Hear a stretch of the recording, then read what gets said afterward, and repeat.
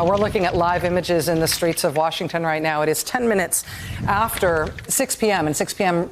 matters here because the mayor of D.C. has imposed a citywide curfew that anybody out on the streets after 6 p.m. is liable to be arrested. So it remains to be seen how this is going to be enforced. It remains to be seen how the Capitol complex will be secured both inside and out, given the breaches that we've seen today and given the fact that even if they've been able to clear people from the halls and offices at this point, the complex was shot through today with people who were unscreened, who may have brought weapons and other things into that Capitol complex. That danger underscored by the fact that the FBI has confirmed that they've addressed at least 2 suspected explosive devices. Just a remarkable day, and I fear it's going to be a very dark night. Nicole? You know, Rachel, you and Claire were talking. Claire made the point that if these were African-American, then we don't have an example of rioters, but if the people outside the Capitol have been of a different race, I mean, the Capitol was evacuated in a similar way to today when the people that threatened it were foreign terrorists. And if these were terrorists, they would have been blown off the planet. The fact that they have been treated with such kid gloves feels like a slow-moving scandal.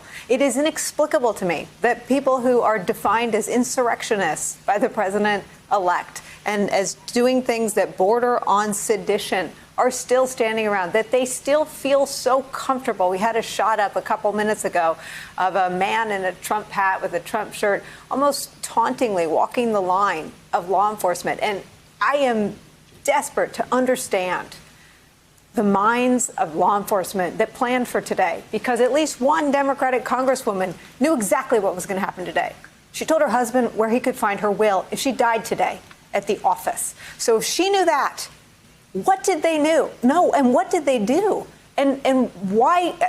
I mean, to Mike's point, this is our new domestic terror threat. Brainwashed Americans, people who've been fed a pile of BS so deep that they can't find the truth with goggles on. So these people out there may actually believe the lies Donald Trump's telling them. Trump is certainly doing his best to make sure they still believe them. And as you said, he's put out this video where he repeated the lies. You just read the tweet he just said. He's not going to stop.